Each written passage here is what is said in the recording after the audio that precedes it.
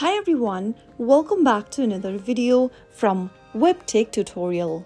In today's episode, I'm going to be showing you how to download Klover application on your iOS device. So without wasting much of our time, let's dive into the video. First of all, open your App Store. Go to the search box at the top and type in Klover and search. Look for this application from Klover Holdings that says Klover Instant Cash Advance. Klover application is a financial technology app that offers a variety of financial services including cash advance, budgeting tools, rewards, and much more. Simply tap on the Get button and wait for the application to download and install on your iOS device, and that's how you can easily get the Klover application installed on your iPhone. If you found the video to be helpful, go ahead and give us a thumbs up. Don't forget to subscribe to our channel by hitting the subscribe button.